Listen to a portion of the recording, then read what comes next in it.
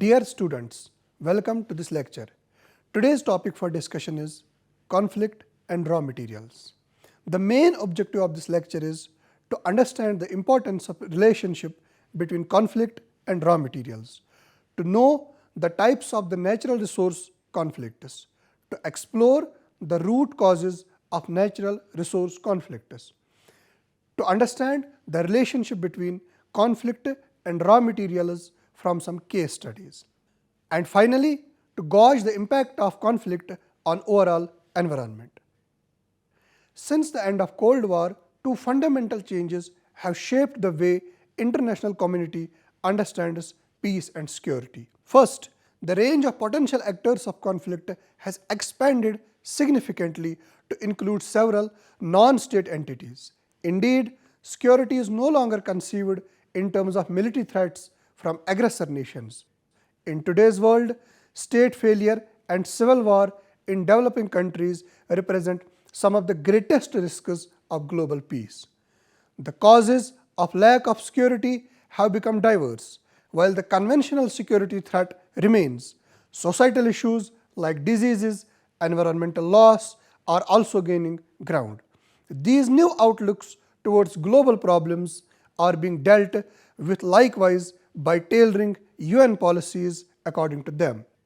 In 2004, a report of the Office of UN Secretary General's high-level panel on threats, challenges and change drew the connection between the environment and degradation, security issues, social problems and economic crisis, and made them all responsible for the global peace.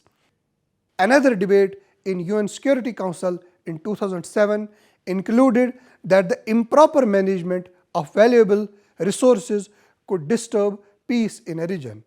The then UN Secretary General Ban Ki-moon held that a sustainable development providing economic and social security can become fundamental to peace and enable us to address poverty, climate and other issues of the world. This change in the nature of security calls for a change in the way conflict management is dealt with internationally. We need to keep in consideration the natural resources from the get-go as a part of conflict management and prevention. Some of the major conflicts in the world have natural resources at their center, while the parties to conflict prefer to go at each other's throats for various reasons. If these basic issues around environment are dealt with first, they might become flag bearers of positive, peaceful change between nations. When India and Pakistan agreed to share the water of Indus in Indus Water Treaty, the situation between the two nations normalized to a great extent. Now let us discuss types of natural resource conflicts.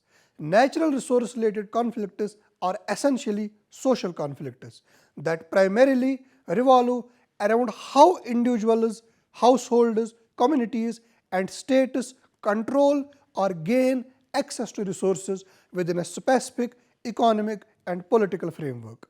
Such conflicts may express disagreements about distribution of resources, inequalities, land rights and maintenance issues.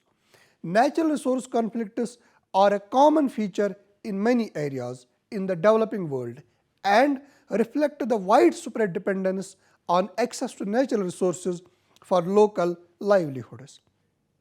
Particularly in rural areas where material conditions are poor, local conflicts are often resource related. Natural resource conflicts typically involve one or more of the following: micro conflicts, that is between or among local stakeholders; macro conflicts, that is between local and national or international stakeholders; and macro conflicts, that is intergovernmental conflicts. Now let's talk about the examples of natural resource conflicts. Micro conflicts: intra-community conflicts where some households are excluded or further disadvantaged and benefits captured by other community members. Conflicts over land access between pastoralists and crop farmers, conflicts over water access between long-standing resident groups and newcomer households, conflicts between neighboring clan leaders over the control of pastures.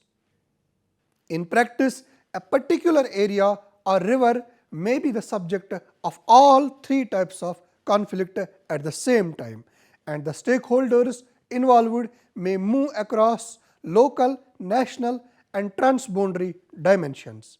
The above distinction should therefore not be taken too literally.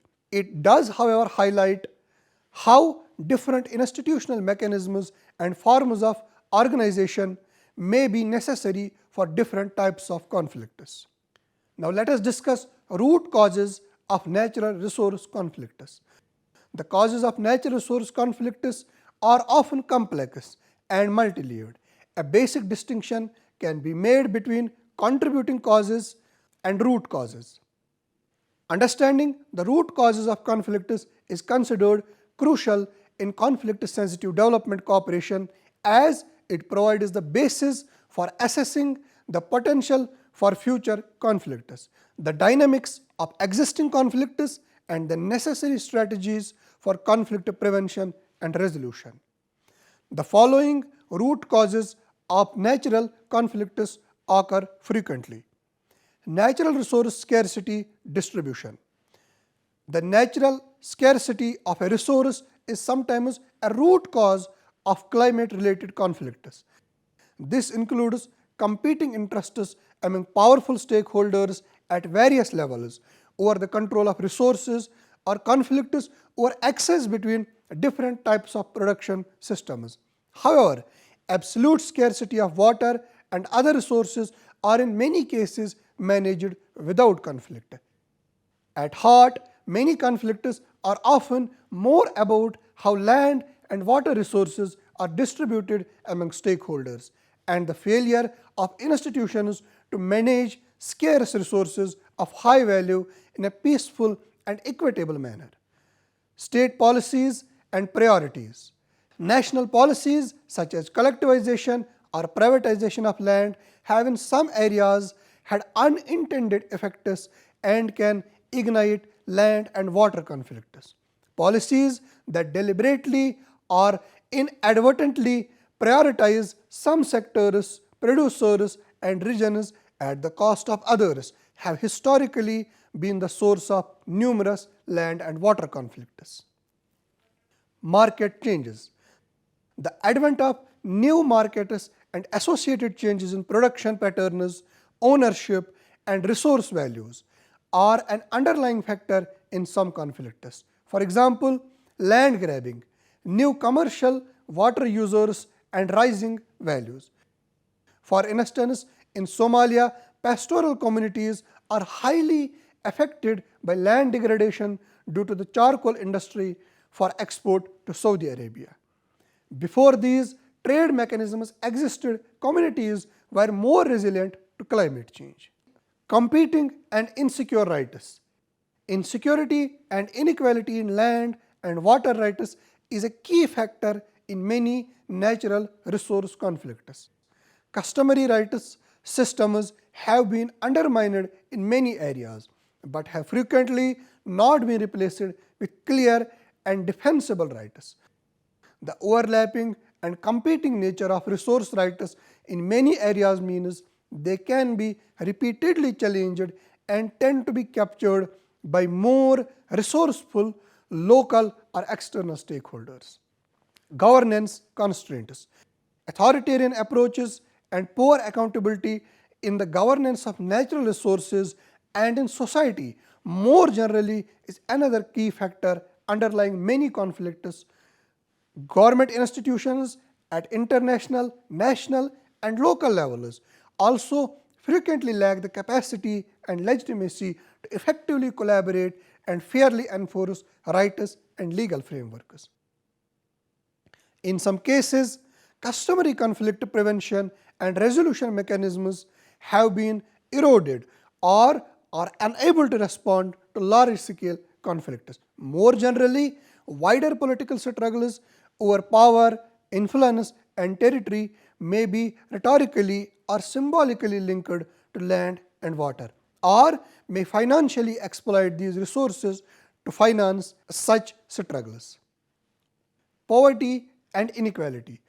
Poverty does not necessarily lead to overt conflict, as the poor may lack the necessary means to express discontent and engage in conflict. However, from a development point of view, latent conflicts between poor and better off stakeholders will often be important to address and may in any case eventually erupt into explicit conflict if livelihoods come under extreme stress. Unequal access to political representation and rights of different population groups is also a common factor in natural resource conflicts. Demographic change. In some locations, population growth has led to increased competition over land and water. Example, through the reduction of land plot sizes. Likewise, internal or regional migration and displacement may in some cases cause or contribute to natural resource conflicts. Nevertheless, universal assumptions should be avoided. Some studies have shown the opposite effect. For example, that more hands improve farming outputs and that migrants contribute to economic growth in host communities. Now, let us discuss the various case studies. War between Sierra Leone and Liberia.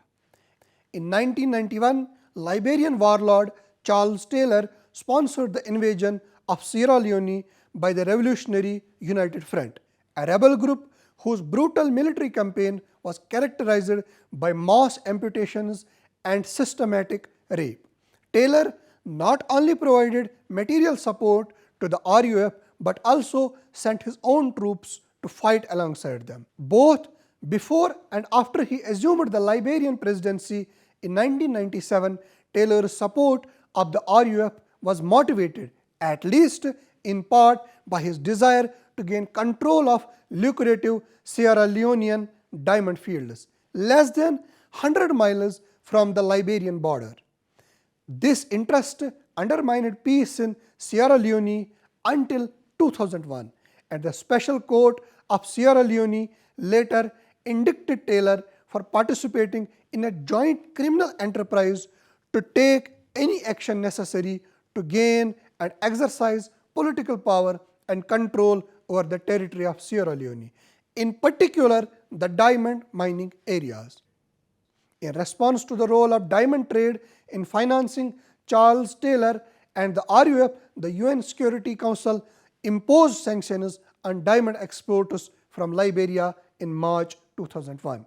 This increased pressure on the RUF, which laid down arms the following year, leaving over 2 lakh people dead, more than 2 million displaced, and thousands maimed. As an unintended side effect of the sanctions, however, Charles Taylor switched to another natural resource, Liberian timber, as his main source of revenue, reflecting the lack of coherence in UN's approach to natural resource-fueled conflicts. It was another 2 years before sanctions were imposed on Liberian timber exports in July 2003. The following month, with his key funding source cut and rebel groups advancing on Monrovia, Charles Taylor went into exile in Nigeria. Full appreciation of the role of natural resources in the conflict in Sierra Leone also requires scrutiny of Sierra Leonean government's own track record. In the years preceding the RUF insurgency, massive corruption in Sierra Leone's diamond sector played a more subtle but significant role in setting the stage for complete political collapse. Now let us discuss Cambodia. It is estimated that forest cover in Cambodia decreased from 73% in 1969 to 35% in 1995. In 1979, Vietnam invaded its neighbor Cambodia and overthrew Pol Pot's Khmer Rouge regime, whose 4-year rule had seen around a fifth of the Cambodian population die, from starvation, overwork, or execution. The Khmer Rouge regrouped along the Thai border and launched an insurgency that would last for almost 2 decades. The civil war between the Khmer Rouge and the Vietnamese installed government in Phnom Penh was initially about ideology and power, and like Angola, was a proxy for Cold War antagonism. The new Vietnamese installed government in Phnom Penh was supported financially by the Soviet Union and Eastern Bloc countries, while China, the United States, and Thailand came out against the Vietnamese invasion. China viewed Vietnam's invasion as an unwelcome extension of Soviet influence and accused Hanoi of attempting to annex Cambodia and set up an Indochina Federation under its control. As the end of the Cold War eroded much of the Khmer Rouge's external support, the group switched its revenue-raising efforts to the exploitation of valuable natural resources under its control, principally timber and rubies. This approach was quickly emulated by Phnom Penh government forces, as political and military leadership on both sides saw an opportunity to prosecute the war while amassing personal fortunes. Logging funded military campaigns, and military campaigns soon became pretexts for more logging, with devastating human and environmental impacts. Studies estimate that the forest cover in Cambodia decreased from 73% in 1969 to as low as 30% to 35% in 1995, 37% from a combination of logging and slash and burn agriculture. The official policy of Cambodia's western neighbor, Thailand, was one of non-cooperation with Khmer Rouges, and the Thai government therefore insisted that timber imported from Cambodia have a certificate of origin from the Phnom Penh authorities. Surprisingly, these certificates were forthcoming even for the timber felled in Khmer Rouge territory.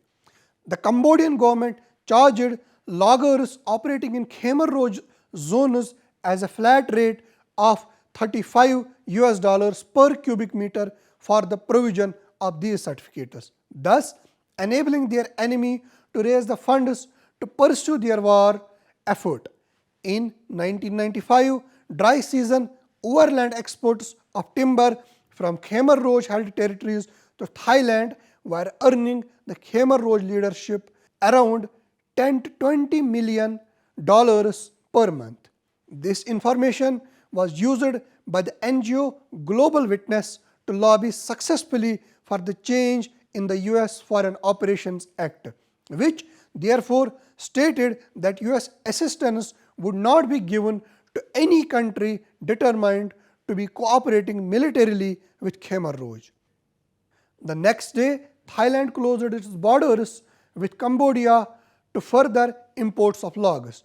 The Khmer Rouge Regional Command, which controlled key forest and mineral reserves in the west of Cambodia, defected to the Phnom Penh government in August 1996, while Pol Pot and his key lieutenants continued to hold territory in the north. They were severely weakened politically and through the loss of earning capacity from the natural resources. The movement went on to suffer further defections and by the end of 1998 had disintegrated completely. Now let us discuss Ivory Coast. Ivory Coast was once the economic powerhouse of West Africa, a stable and affluent country that had avoided the descent into civil war that had plagued so many of its neighbors. In the 1970s and 1980s, it was known as the African miracle. Yet, in September 2002, an army mutiny escalated into a full-scale rebellion, resulting in the country's split between a rebel-held north and a government-held south.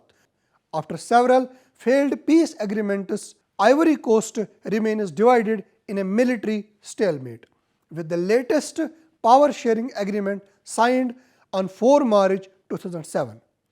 Economic agendas on both sides are key to understanding why the conflict has proven so difficult to resolve. In September 2005, investigators discovered that the diamonds mined in the rebel-held Forces Nuevas areas were being smuggled into Mali and then into the international market. In November 2005, the UN panel of experts on Ivory Coast published a report detailing how the rebels were using diamonds as well as the cocoa and cotton to fund their war efforts and for personal gain. The economic benefits gained from these natural resources, the panel found, constituted a major disincentive to negotiate peace. In December 2005, 3 years after the conflict started, the Security Council extended the arms embargo against Ivory Coast to include ban on rough diamond exports from the country.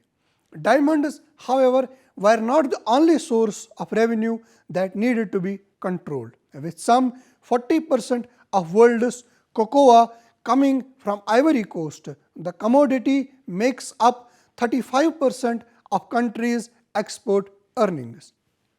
In 2006, an investigation by the British NGO Global Witness uncovered evidence that the Forces Nouvelles were generating approximately $30 million per year by laying taxes on the cocoa trade, more than the group's estimated returns from the diamond trade.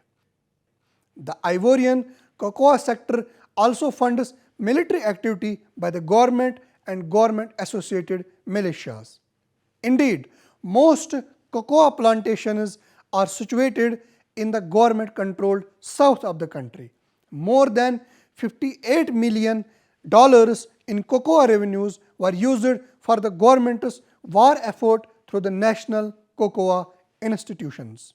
A series of parastatal bodies, mostly set up after President Laurent Gbagbo came to power in 2001.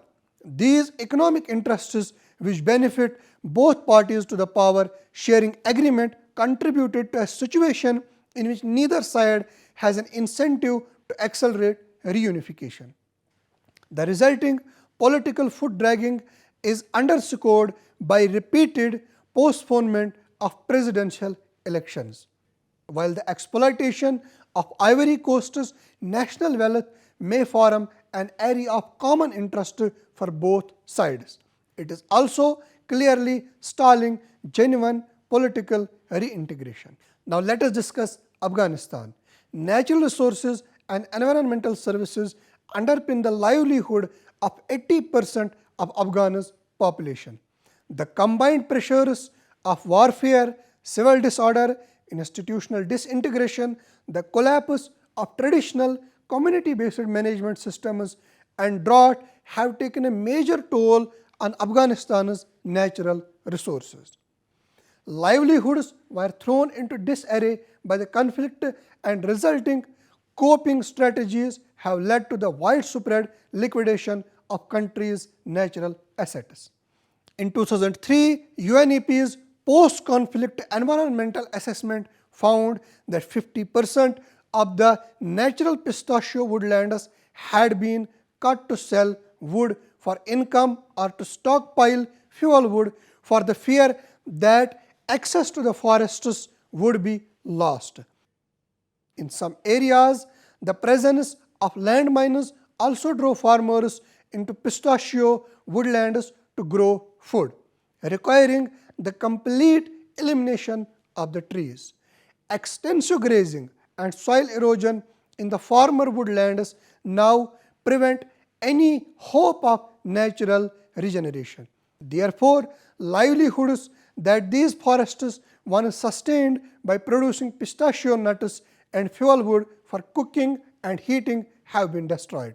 At the same time, decreased vegetation cover and accelerated erosion have reduced water quality and quantity, further compounding existing water scarcity. Some humanitarian interventions which provided emergency water through deep well drilling have also exacerbated the situation. By failing to understand groundwater dynamics, coordinating activities, or monitoring extraction levels, these operations have undermined local carriage water systems, placing different users in conflict over the scarce resource. With the loss of forests, water scarcity, excessive grazing, and dry land cultivation, soils are exposed to erosion from wind and rain. UNEP found that the productivity of the land base was on the brink of collapse, driving people from rural to urban areas in search of food and employment, a clear case of environmentally induced displacement. As in Darfur, peace in Afghanistan will depend on rehabilitating the natural resource base and addressing tensions relating to access and tenure. Now let us discuss impact of conflict on environment. The environment has always been a silent casualty of conflict. To secure a strategic advantage, demoralize local populations, or subdue resistance, water wells have been polluted, crops torched, forests cut down, soils poisoned, and animals killed. In some cases, such as the draining of the marshland of the Euphrates-Tigris Delta by Saddam Hussein during 1980s and 1990s, ecosystems have been deliberately targeted to achieve political and military goals. During the Vietnam War, nearly 72 million liters of dioxin-containing defoliant agent orange were sprayed over the country's forests, resulting in entire areas being stripped of all vegetation. Some of these areas remain unsuitable for any form of agricultural use today. Recent examples of intentional environmental damage include the 1991 Gulf War, during which Kuwait's oil wells were set on fire and millions of tons of crude oil were discharged into waterways. In this instance, the environment itself was used as a weapon of mass destruction. While numerous other examples of natural resources being used as a weapon of war exist, the majority of the environmental damage that occurs in times of conflict is collateral or related to the preparation and execution phase of war and to the coping strategies of local populations. In this regard, impacts of conflict on the environment can be divided into three main pathways. Direct impacts. Often presenting acute risks of human health and livelihoods, the direct impacts of conflict on the environment are the most visible and well understood. This type of impact is largely due to chemicals and debris generated by bomb damage to settlements, rural areas, and infrastructures. For example, Kosovo. In some situations, natural resources such as oil wells, forests, and water can also be targeted. The direct effects of war are not limited to the countries in which they are waged, as air and water pollution can be carried across borders, threatening the health of populations in neighboring regions. Direct damage to the environment can also result from the movement of troops, landmines, and other unexploded ordnance weapons containing depleted uranium, and the production, testing, stockpiling, and disposal of weapons. Now let us discuss indirect impacts. By disrupting normal socio-economic patterns, wars force populations to adopt coping strategies and often lead to internal displacement or migration to neighboring countries. In the refugee camps that are established to provide basic shelter, food, and protection, natural resources are critical assets, providing land, water, construction materials, and renewable energy. Damage to natural resources not only undermines the delivery of humanitarian aid but can also cause conflict with host communities. Now let us understand institutional impacts. Conflict causes disruption of state institutions, initiatives, and mechanisms of policy coordination, which in turn create a space for poor management, lack of investment, illegality, and the collapse of positive environmental practices. At the same time, financial resources are diverted away from investments in public infrastructures and essential services towards military objectives. Dear students, it was all about today's lecture regarding conflict and raw materials. I hope you enjoyed this lecture. Thank you.